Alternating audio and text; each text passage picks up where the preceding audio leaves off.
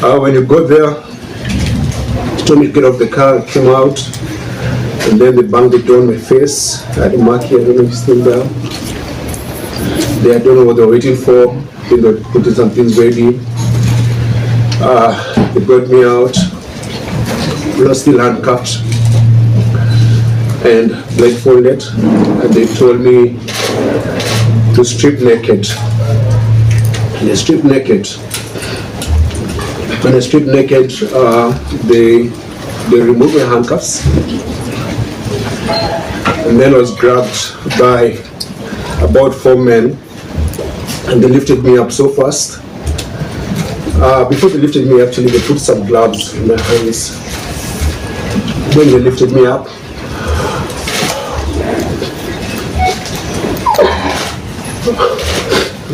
they lifted me up and tied me upside down. There's a photo I saw online about what they did to us. It's in my bag. You can distribute when I'm done talking. So we were put on an upside position where my legs were up like this, my body's up, I'm stuck naked. And then they started beating my feet. So they beat me and massaged my feet.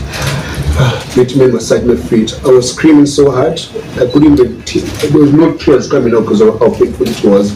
One of them said, put his hand in his mouth. So they put my hand in my mouth and they would tell me, stop screaming, the kids are sleeping. And then to drown my screams, they opened the car, and I could hear them, they were playing gospel music in the background. They beat me, then they removed the underwear from my mouth, and they started questioning me, asking my name, where are you from, why are you here, who sent you, why are you coming to destabilize our country? And then they said, welcome, what up? Some guy put lubricant in my rectum, in my anus, and then started inserting objects. Insert objects and put it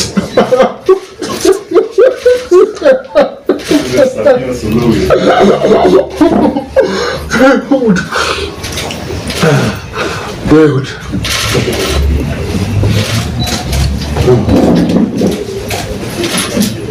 They would put objects in my anus and then say you're feeling nice, say you're feeling good. Then they say Asante Samia, Asante Samia. So I say Asante to their president. And then they push hard and then hit up like they did that. You see I started bleeding. And they dropped me. Then I'm still blindfolded. They took me to a wall. And then told me to face the wall and then squat. Then a man came and was putting his fingers in my anus and then saying that, say you're feeling nice, say you're feeling good, say Asante Samia. When they would do that,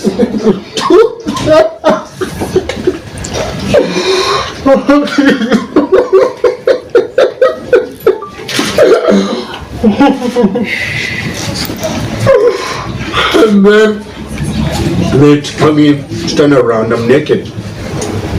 So all this time they're telling me they're recording everything they're doing to us, or rather they're doing to me.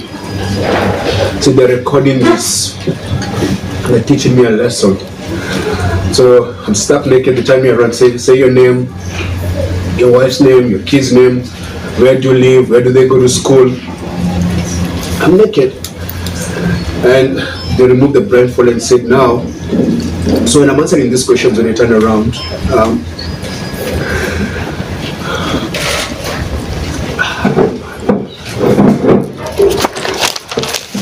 when I'm answering these questions, they are just threatening me. So like when they're abusing me, they're saying I should feel good and say thank their president. Hello, good morning.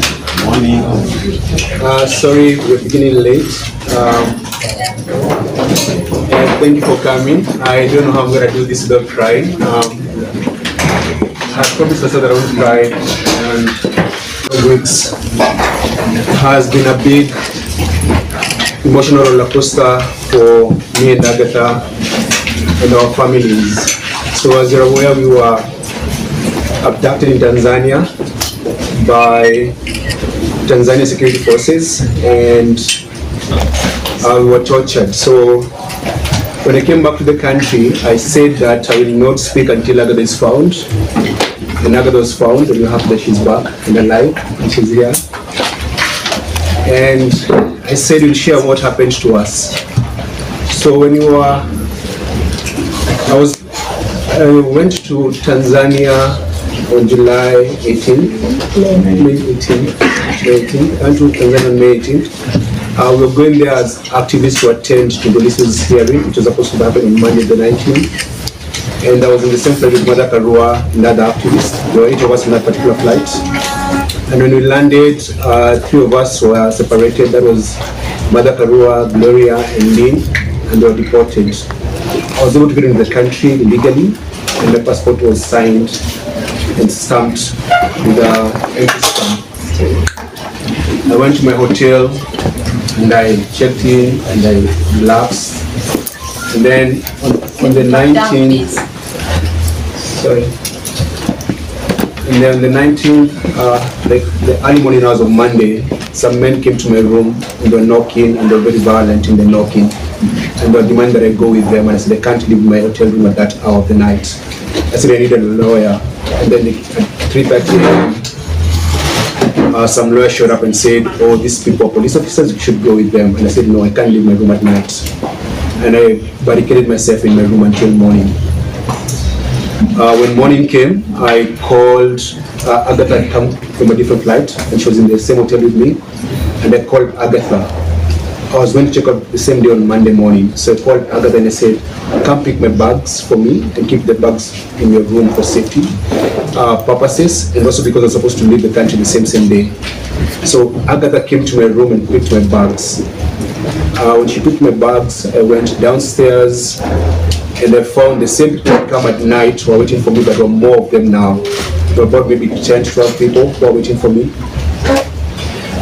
They followed me to the bathroom and wanted to arrest me. I screamed in the entire hotel and ran away back to where my colleagues were. They followed me there. They said, oh, we just need to take you for questioning. Where is your phone? I said, I don't have a phone. So they picked me up, took me to migrations, and they told me to write a statement, which I did. I was fingerprinted, photographed, and then they said, now we need to get your phone. I said, I don't have a phone. I don't know where my phone is. And they took me back to the hotel and reviewed the CCTV of the hotel, and they saw that Agatha came to my room and left with my bags. And that's when Agatha was arrested, taken to her room, which was ransacked. They did not find my phone and my laptop.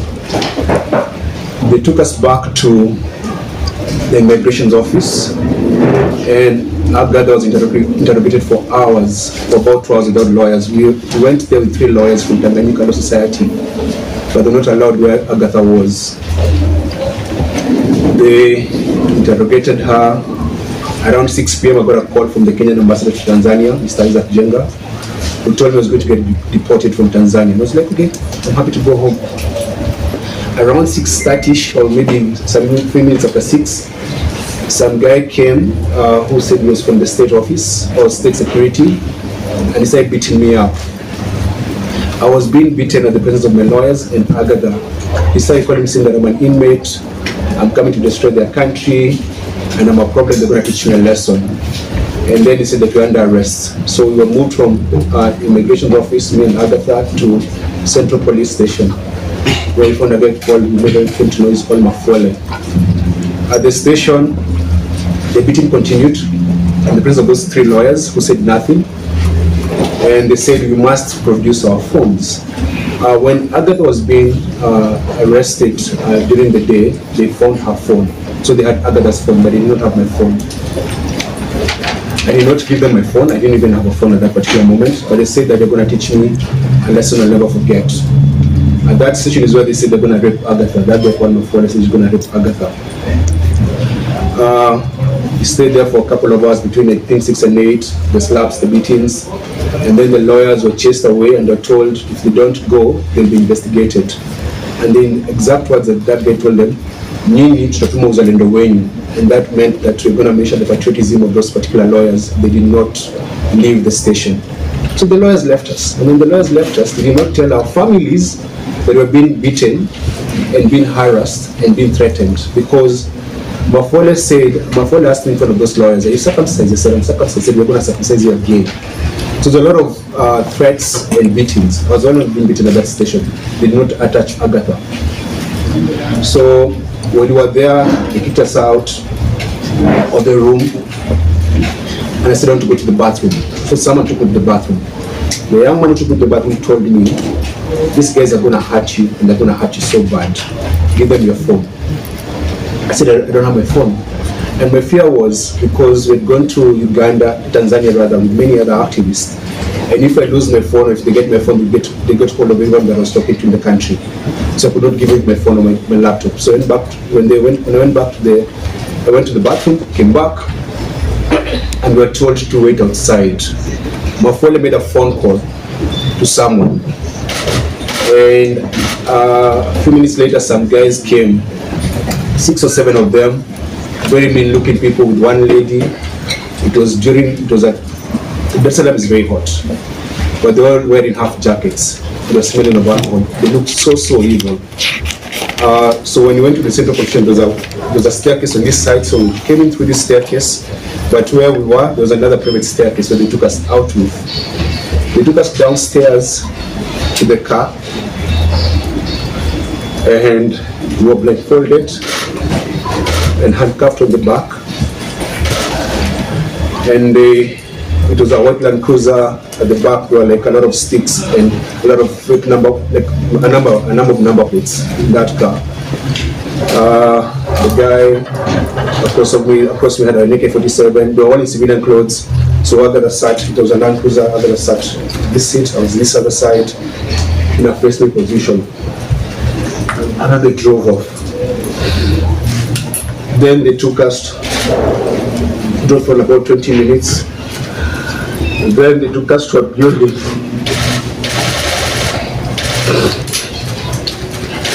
To this place where they went to torture us. When you go there, they told me to get off the car, I came out, and then they banged the door on my face. I had a mark here, I don't know if it's still there. I don't know what they were waiting for. I think they were putting some things ready. They brought me out.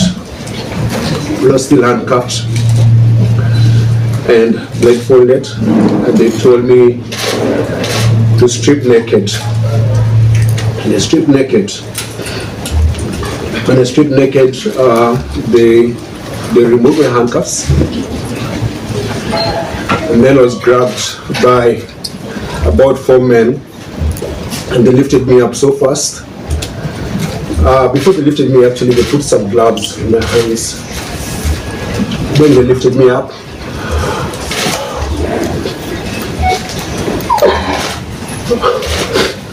they lifted me up and tied me upside down. There's a photo I saw online about what they did to us. It's in my bag. You can distribute it when I'm done talking. So we were put on an upside position where my legs were up like this, my body's up, I'm stuck naked. And then they started beating my feet. So they beat me and massaged my feet.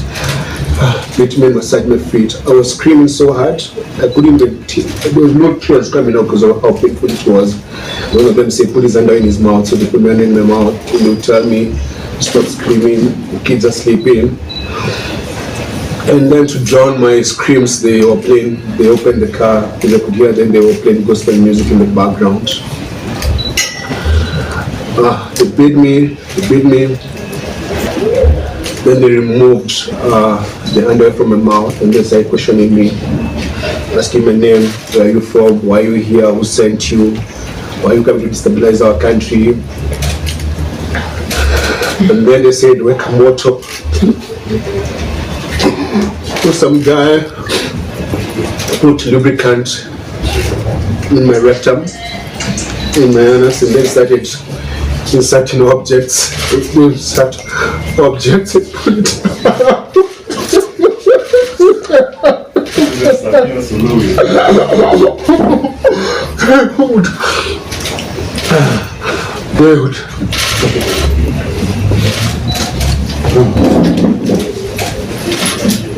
They would put objects in my anus and then say, say you're feeling nice, say you're feeling good, then you say Asante Samia, Asante Samia. So I say Asante to their president. And then they'll push hard and then it up like I start bleeding. And they dropped me. Then I'm still blindfolded. They took me to a wall. And then told me to face the wall and then squat. Then a man came and was putting his fingers in my anus and then saying that, say you're feeling nice, say you're feeling good, say Asante Samia. When they would do that,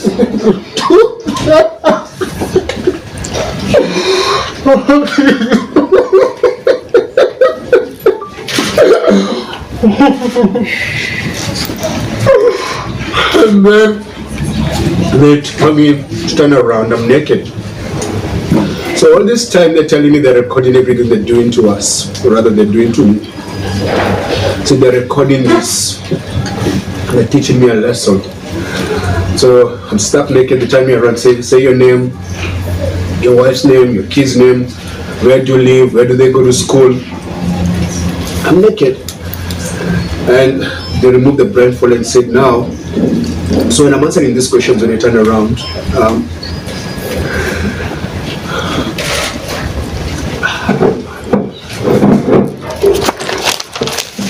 when I'm answering these questions, they are just threatening me. So like when they're abusing me, they're saying I should feel good and say thank their president for doing that to me, like Sama Sani Sana, Sani Sana. So they told me we have recorded these videos so that if you go back to your country and you say what we did to you, we shall put them online and shame you, and your kids will see this, your family will see this, everyone will see this. So while I was naked, they questioned me, asked me my email address, my passwords, everything. And because I was in so much pain and I was afraid they're going to hurt me some more, I gave them everything they wanted. Then they told me to dress up. And that's when they took over to go and torture Agatha. They put back the blindfold, told me to dress up, I dressed up, put back the blindfold, and then left me on the ground. So we spent the night on that floor. I could barely walk, I was bleeding. And then I could hear Agatha screaming. And one of the men was there saying, why don't you give me permission to rape her? Because this one is like good. It's very nice, let me just allow me to shisha music or like let me rape her. So I don't know what happened to Agatha, but I just hear her screaming. The following morning, on Tuesday morning, they came and they told us to remove our clothes and to go shower. So my feet were swollen. I could not walk. So I begged them to allow me to crawl like a dog so that I could go to the bathroom. I crawled like a dog to where the bathroom was. That's when they removed my handcuffs. So when I was stripped naked, they still had the handcuffs. That's when they removed the handcuffs and told me to take a shower. I was still bleeding, I still had blood.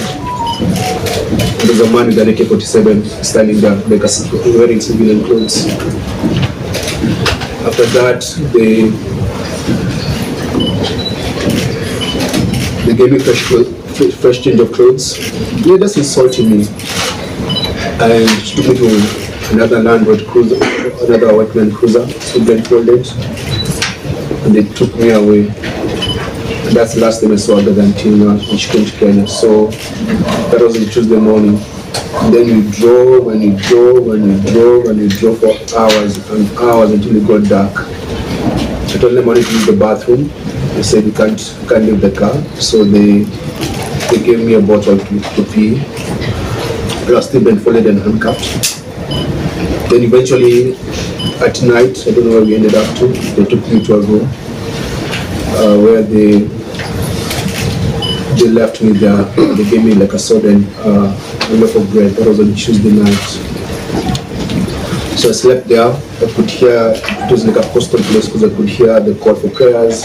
And it was like a very There's like a war with a lot of mosquitoes. Spend the night there. They just come, insult me, kick me, and go. Come, insult me, kick me, and go. And then on Wednesday morning, they gave me they gave me a cup of tea and mandazi. Then that Wednesday during the afternoon, their tone changed. They said, now we're going to let you go, but we're going to let you go with a very on your kali, which means like a stern warning. But if you leave this country, you should never come back, or we'll kill you. If you go to your country and say what we did to you, we'll find you and we'll kill you. And you should never come back. So they said, do you want to eat? I said, I don't. They didn't have an appetite. The other thing is that because every time I wanted to go to the bathroom, they'd actually go there and stand by me like they're inspecting my stool. So I didn't have any privacy. And the only time the handcuff came up was when I went to the bathroom. But the blindfold never came out. So that afternoon they gave me a painkiller. And on Wednesday evening, they told me now you have to learn how to walk because I could barely walk. So they told me to remove. I was wearing open shoes, took me outside.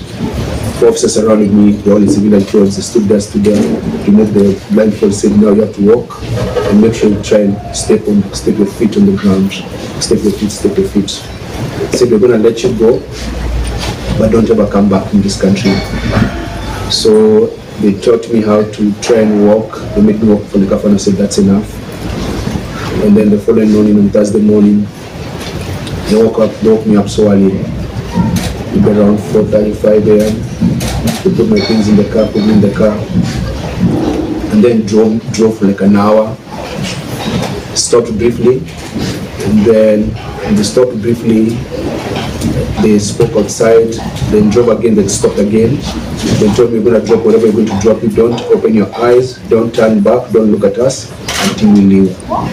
So they told me, Lada Chini, they kicked me out, slept there on the floor, on the side of the road. And then when I opened my eyes, there was a Boda Boda guy waiting for me. I think they'd already done a deal with the Boda Boda guy. That Boda Boda guy drove me to the border, which land was the Horo border, the Tanzania-Kenya border. When they released me, they gave me 20,000 Tanzanian shillings and 400 Kenya shillings. This is about your transport. And so at the border, I got someone who helped me push my bag. They gave them the money, the 20,000 Tanzanian shillings. And then he helped me cross over. Then I used the money to take a border and call my wife. When we went to Tanzania, we went there as friends of Tundulisu and friends of Tanzanians.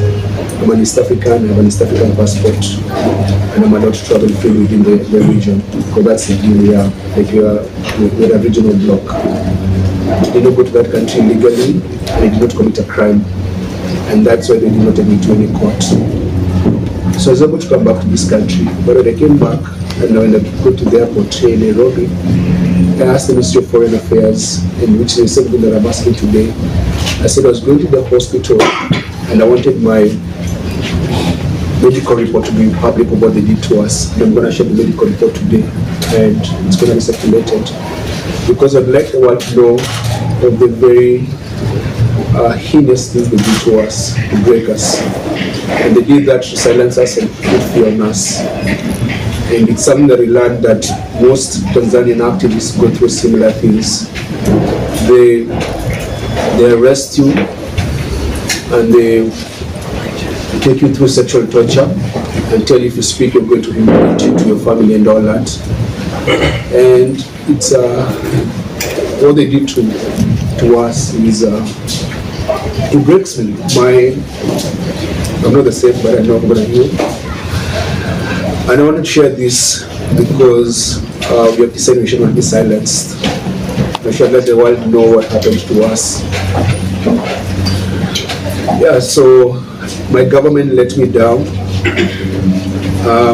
My government sided with Suluhu's government and said we're interfering with Tanzanian politics. We were not interfering with Tanzanian politics. We were there as visitors, and we did not hide the reasons for our visit. I've been to Tanzania before to visit another political prisoner, Freeman Mbowe, who was Chadema's leader before Tundulisu. I was in Uganda when Bobby Wine was under house arrest. I went to Uganda when Selanyans was in jail, visited her in jail. I've done that in many other African countries because I'm an African. And I belong to this continent, and Africa is home. So that's why we're here. So we're here to share our story and to say that our bodies may be broken, but our spirit is strong. Forgive my tears, it's just that my heart is not good.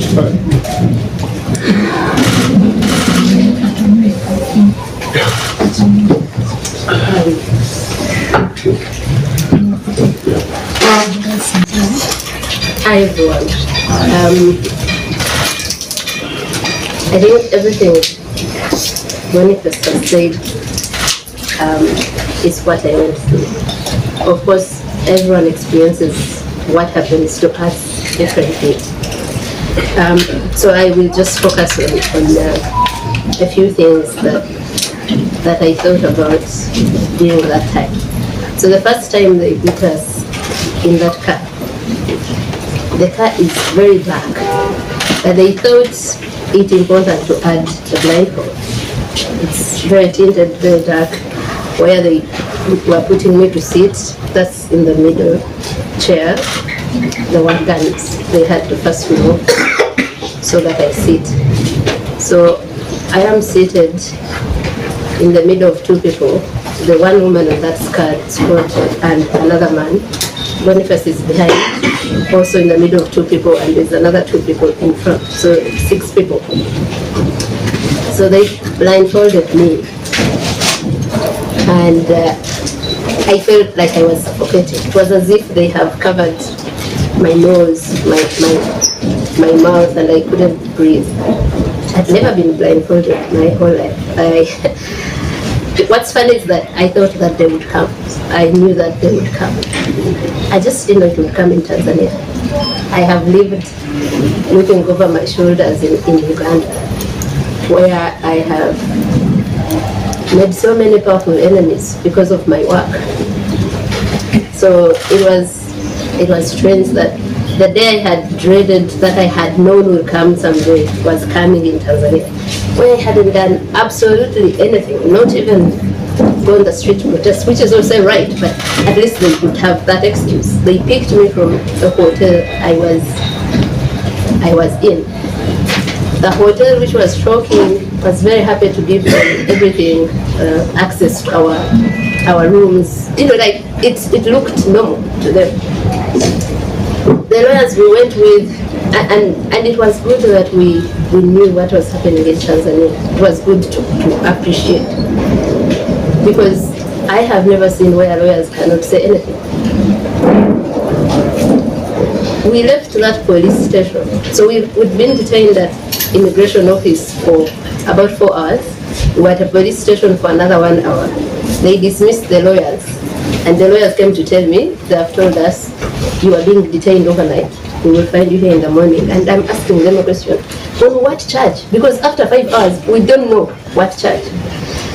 When I was being questioned, questions moved from Bonnie's gadgets, and I said, I don't have it. You came to my room, the only property of Bonnie's, you saw it, you checked it. From Bonnie's gadgets to what are you doing? Okay, when did it become a crime to go to Tanzania? But I came here legally. My passport was stamped.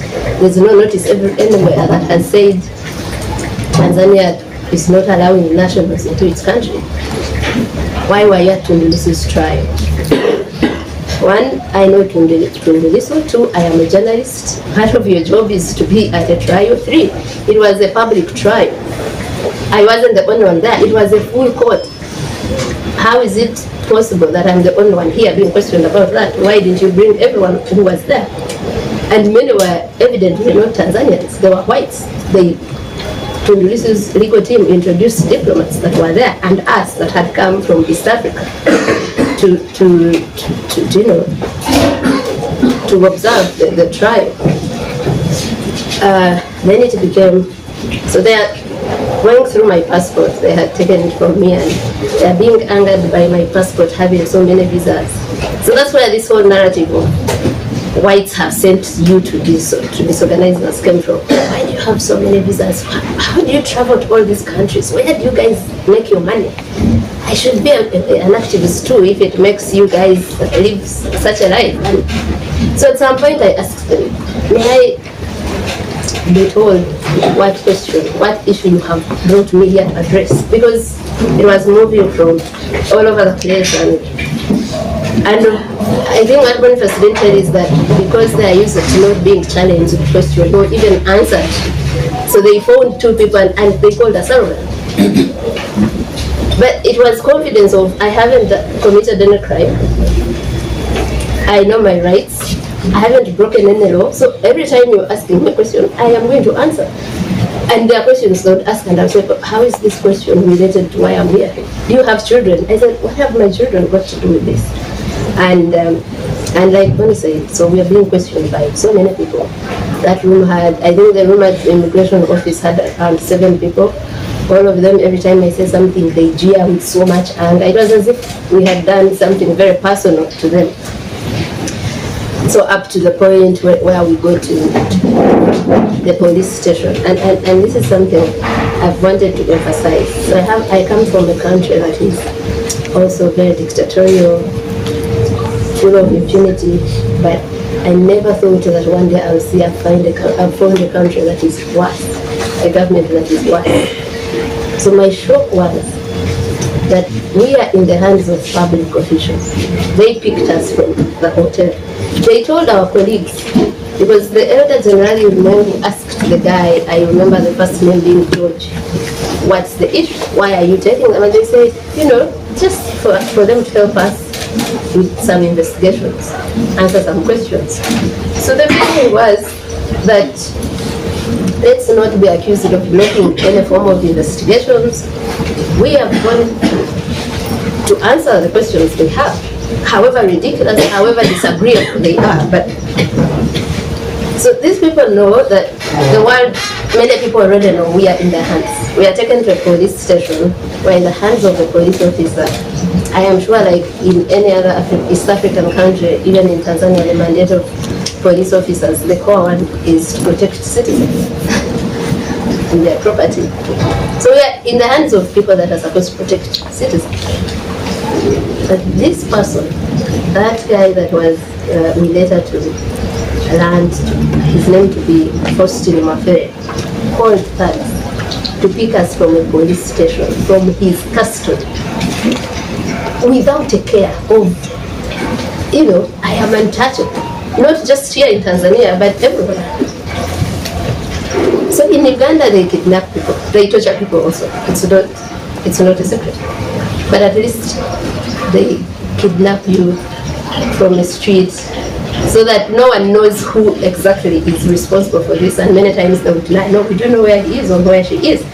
Here, the public officials were not afraid at all of being the ones called thugs, to send us to thugs to do what they do.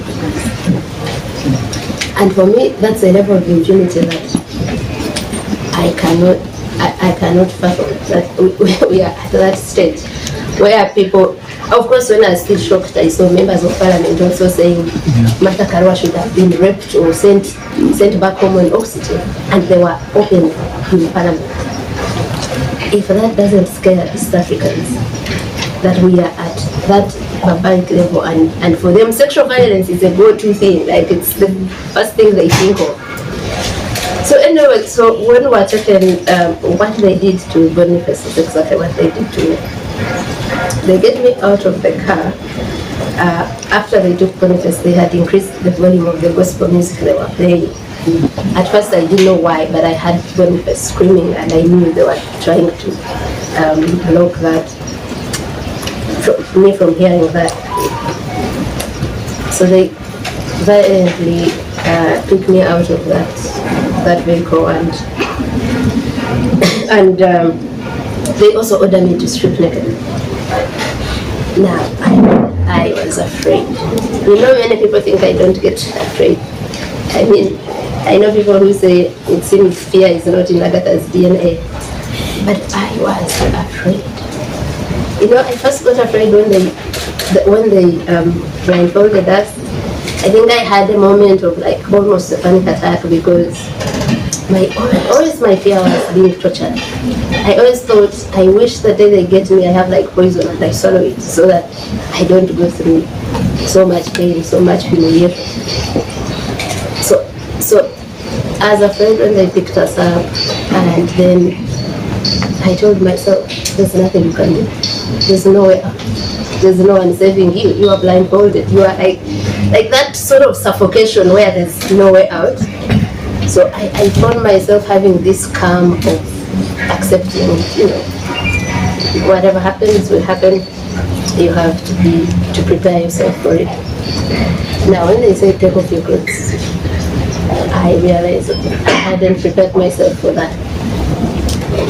So of course I hesitated. I'm so afraid. It had already been clear these are not people who have come to talk to you for a conversation where you can even beg or whatever. You know, they had come with one instruction: inflict as much pain as you can. So before I say anything, there's one. I remember the first blow was on my back because I didn't undress immediately, and after that blow, they started taking off the clothes themselves, as forcefully, as violently as you imagine, because they're taking off and even about to fall down because I had a jumper that is very tight in the neck, so by the time they get it out and everything, they take everything off. So there are layers of vulnerability. That is like the topmost. You're already in the hands of criminals, clearly. You're already blindfolded. Now you've been stripped naked. But you don't know what's happening. You don't know what's in front of you in your, complete nakedness and all. So yeah, they tie me up.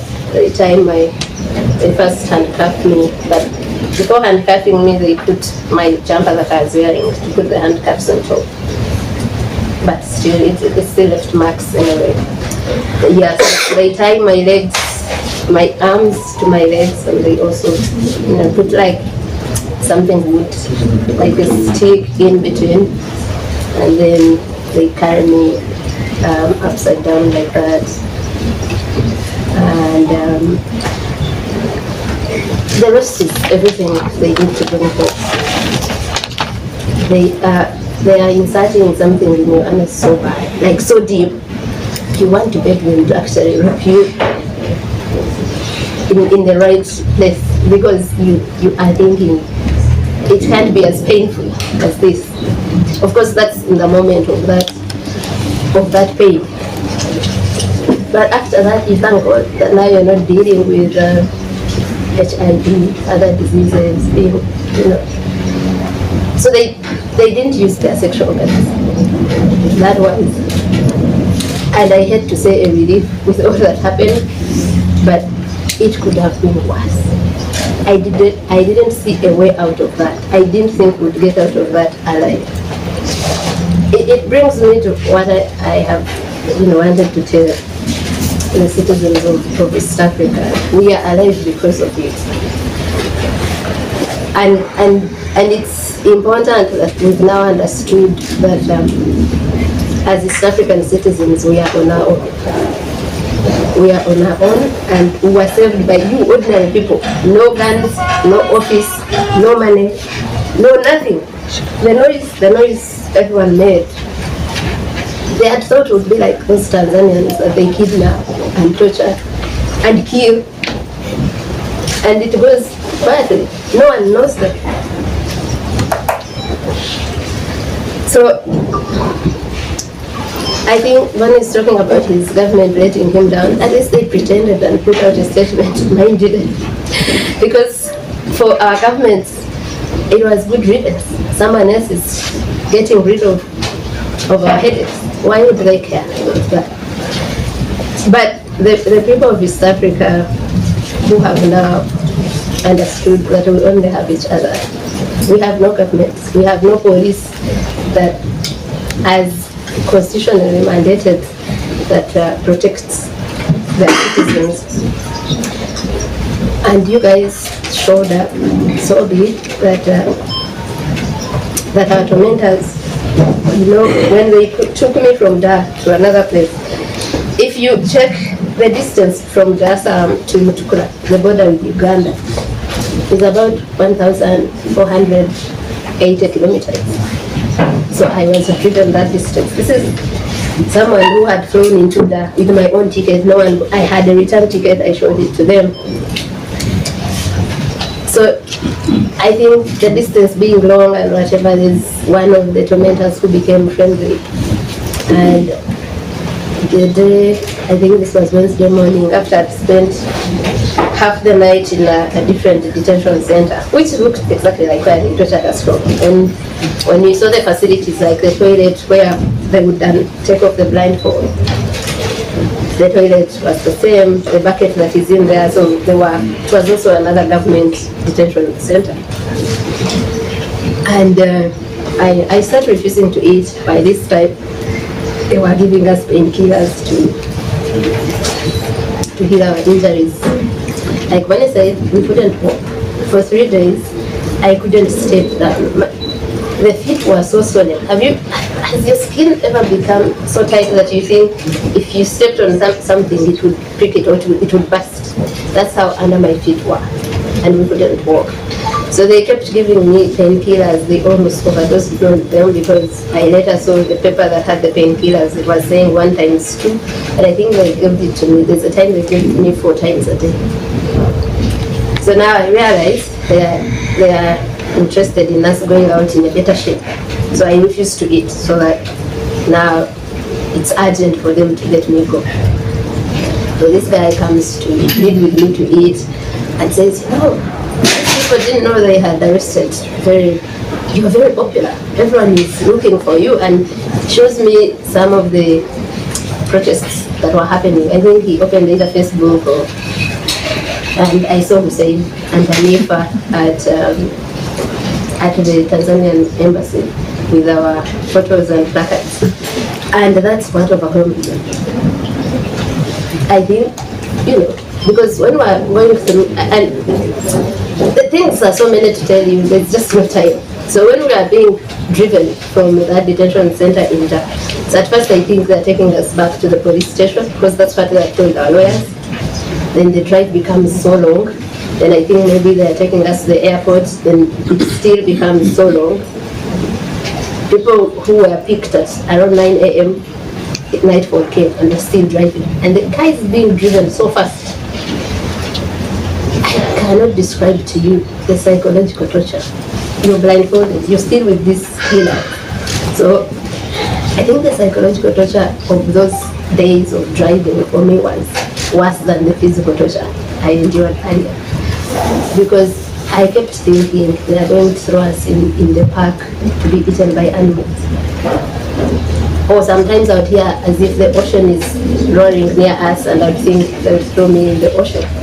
And you are thinking that you would be one of those people whose families never know whether you are dead or alive, whether you would return or not. And I went through that for the whole day and night.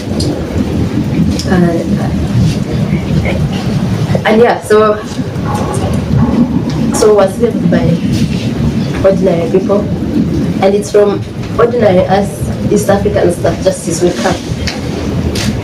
I think when everyone would ask, can we help you with something, do you need something, especially those that are powerful, the diplomatic community, I found so many messages on my phone from some of them in Uganda, and I would say,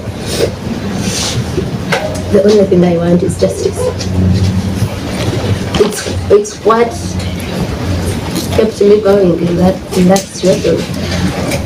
I was feeling so much pain, and that whole night I asked, what did we do to deserve this? What's the point to this pain? And I came to a consolation that maybe the point to this pain is that other Tanzanians, the Tanzanians have told you that are picked up and tortured and killed and no one knows them. is that they get justice. It's that no one else, not a Tanzanian, not an East African, has to go through that. Is that that impunity is somehow checked, somehow.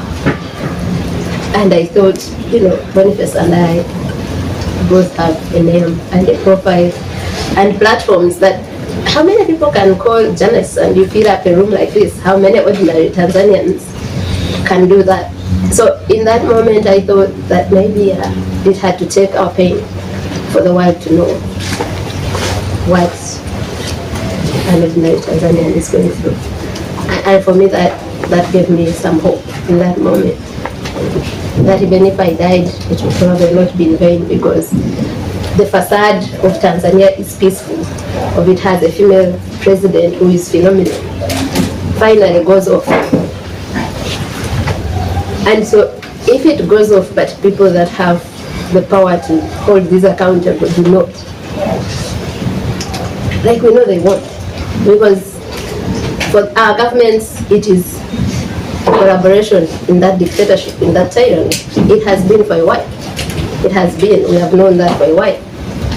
When Ugandans are kidnapped from Kenya, when a Tanzanian is almost kidnapped from Kenya.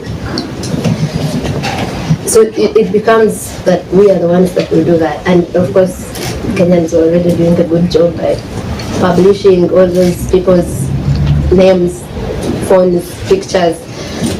So we have to use the little power we have to make sure that guy Mafere, who thought he does not only own Tanzania but the whole world, because I'm later told of how the Tanganyika Law Society president calls him asking about us, and he says we will do whatever we want with them and there's nothing you or anyone else can do. He told that to the Tanganyika Law Society president. So we need to find a way of getting justice in one way or the other. And so I think mainly that for me, I am grateful. I look at the silver lining in every dark place, and there was that we are all now tormenting them. When I became a journalist, my first editor told me that the role of a journalist is to afflict the comfortable. So they've been comfortable in their impunity, and we'll have to find ways of afflicting them. We won't find justice in Tanzania, because this was a state doing that, and it's the state that is supposed to get us that justice, but we'll have to find justice somehow. I will end by saying that I don't even care about the people that inflicted pain on us. I'm not angry with them. I am so angry with the people that made that order. Even if we never identify those that actually inflicted pain, but we get the ones that had the responsibility. If I have committed a crime, charge me for it. In that moment, I thought we were dealing with probably overzealous officers, and the president didn't know what had happened. But I come out and I'm told about a statement she gave. So you're condoning torture. You are a president. So you're sort of saying, oh, they came to destabilize us. They came to cause chaos. So, okay, if you think that's a crime, take me to court, let me be charged, let me be in prison. You can't be a whole head of state, a whole president, and you're going to very shamelessly, publicly condone torture, sexual violence. I'm going to stop there. And I thank you very much. Again, I hope all the citizens from Kenya are watching, all the citizens from Uganda and Tanzania. Tanzania also, a few people beat the fear and spoke about our disappearance and our ordeal. So I thank you all, and yes, thank you for your time. And the other thing, the backlash from our arrest, some people had to flee the country. So we have some people who are Tanzanians and were hosts in the country. They've been forced to flee the country because they've been looked for. And our heart goes to them. Then there's a statement that's supposed to be read, and then we can do a Q&A once the statement is read. So you can do the Q&A and then we'll maybe come to vote.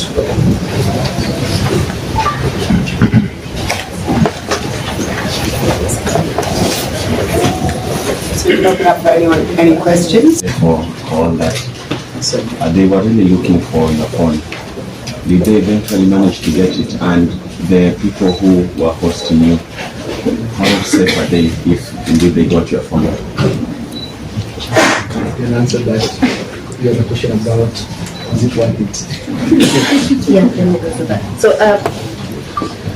as telling Bonnie, and maybe this is a question we need to speak about here, every journalist or activist has that worry of security for our devices, and so in that moment when we thought we are going to be killed, I'm asking myself that at what point do you put your life over the gadgets? As journalists, we are told that there's no story worth your life. So I am thinking there's no gadget worth your life. So as a journalist, I always think that I will not give my gadget willingly if it compromises the security of sources. Because in those governments, in this security, whatever, you have some people that give you information, and those ones you want to protect with your life.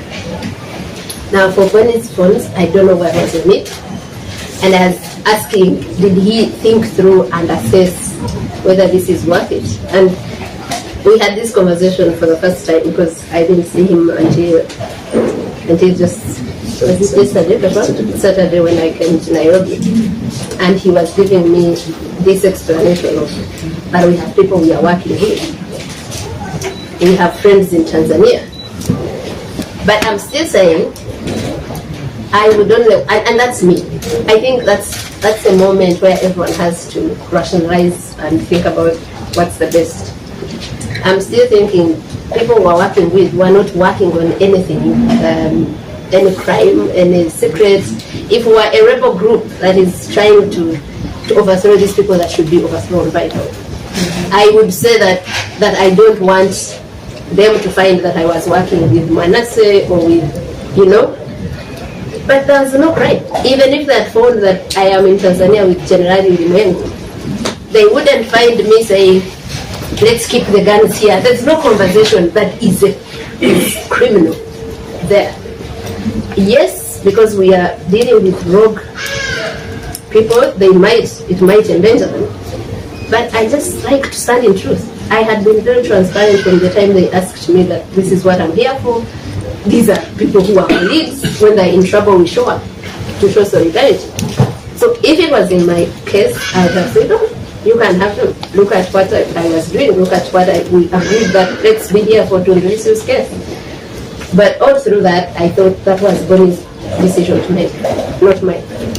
I think everyone here, even you guys, if you are in that sort of situation, it's you to think through it and assess maybe a cost-benefit analysis or risk analysis. If it were in my case, and I know you will never find me engaged in crime. So if my phone means saving my life, I'll give it to you. You're not going to find anything that is,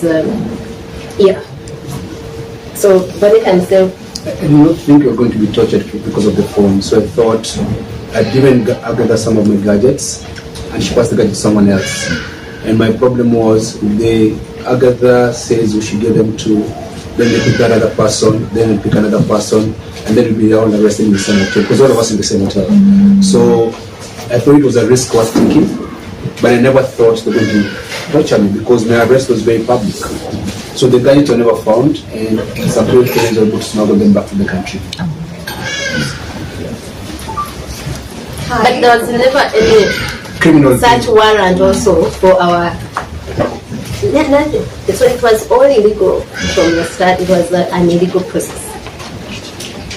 Hi, I'm sorry for what you two went through. You've spoken about seeking for justice. And then I'm wondering, have you filed any form of complaint against the Tanzanian authorities, or are there plans to pursue any legal action? So we're filing a case in Tanzanian court. We're going to sue the Tanzanian state in Tanzania. Yeah. And we are going to sue them in every other avenue. Where we will find justice is where, because the international justice process requires that you first exhaust local avenues, and we have to do that. But like I said, we cannot expect justice from Tanzania, but we want to exhaust all other avenues, regional, the EACJ, which unfortunately also sits in Tanzania. And that also makes you wonder if you'll get justice from that, the African court, and political avenues. If there are sanctions because for me, I have been saying, let's identify these people and put them out there. If we can get sanctions for them, so we are really trying to say, let's exhaust all avenues and we see where we'll get some sort of remedy. And the lawyers have been working on that. Yeah, so we are going to go everywhere until we find where we can find justice. Still. Hi, I'm Benta from Radio France. Thank you so much for sharing with us. Really sorry. You mentioned the lack of or delayed response from your respective governments. Do you suspect that they could have known more than what they said? Well, when Mafole began beating me at the police station with the other officers, Mafole said that he knows about me, that I was involved in the Kenyan protest, and they burnt Kenya's parliament down, and I was a troublemaker. So there was a bit of information from the torturers that could only come from Kenyan authorities. And I think for them to escalate from an arrest to torture, they had to think that the government doesn't care about us. And that's why I was saying that if it wasn't for Kenyans and Tanzanians and Ugandans who spoke about our plight and our arrest, we would have disappeared forever. Our government was complicit in that torture. And if you look at our Foreign Affairs Minister, Mudavadi, when he spoke, he did not apologize to me, he apologized to Tanzanians that he took our bad manners to Tanzania. So it's very clear that our government had a role to play in our torture. So it's maybe anecdotal. We don't have any proof that they were involved, but there's corroborative evidence or circumstantial. When the president of Tanzania puts out a statement about how we were there to destabilize or something like that, I didn't read it, but the CDF in Uganda, who is also the president's son, was Pinelgaba, sort of retweets, quotes the tweet and says, that's why she's my favorite, deal with them or something like that, you know? So while you cannot say he speaks for government, he's part of government and he said that. But also the fact that they didn't raise a finger, apart from the ambassador of Uganda to Tanzania, who also wasn't acting on behalf of government, but was acting because I have an uncle who was his comrade in the bush war, because this is also part of the Museveni bush war. So they are historicals, and he was the former Secretary General for the East African Community and had called him and said, find my niece and all that. I don't think he did a lot. He corresponded with my family a lot about me, but I don't think it was as government of Uganda. It was an individual who has been asked for a favor by a former comrade. So the government itself does know where is our citizen, what crime have they committed, nothing like that. So that should be enough for someone to feel there are accomplices by action or inaction. That's what I would say. Yeah.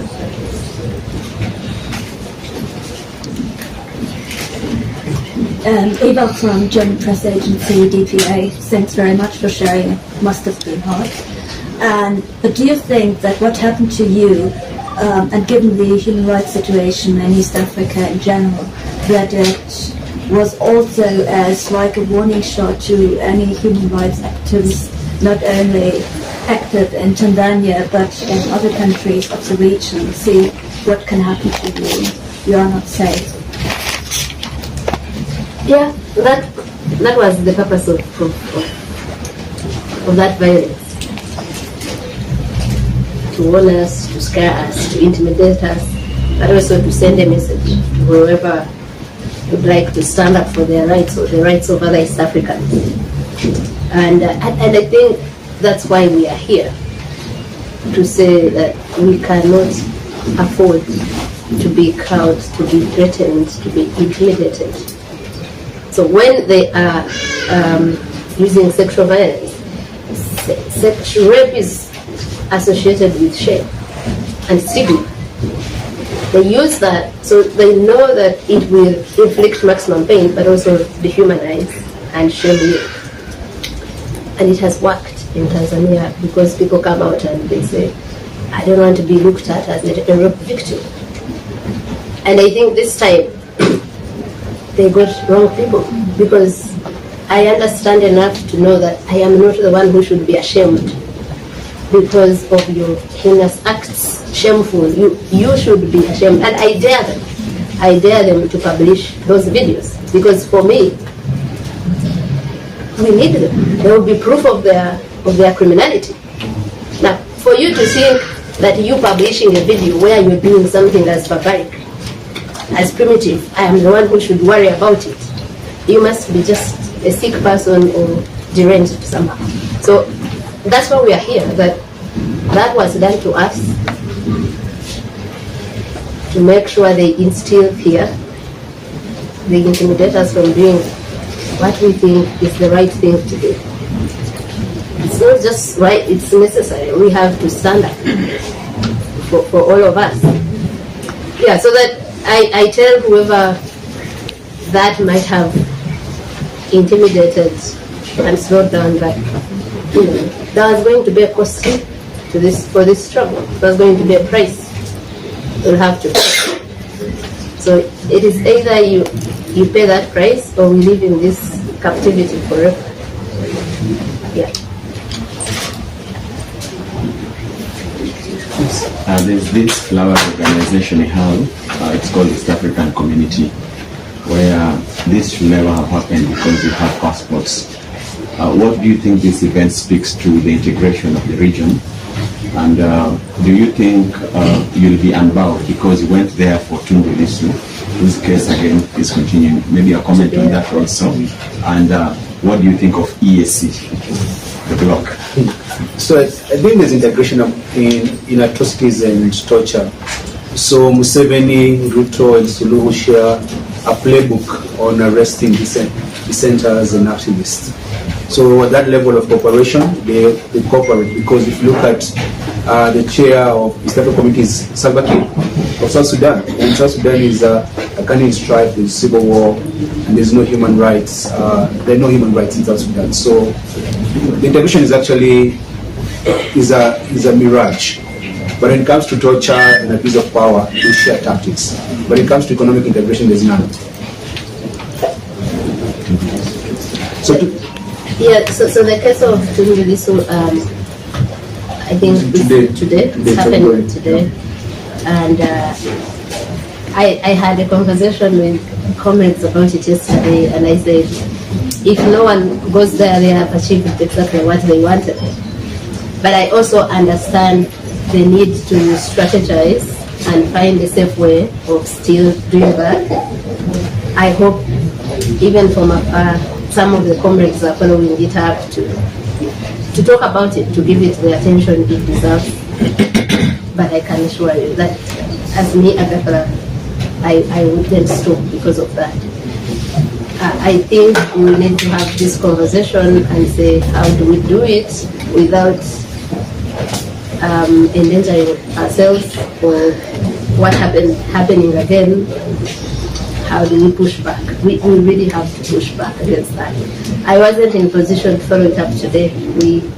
Even when you're brave and you need time to heal, we're still recovering from what happened. But I hope that the others are doing something about it. Yes.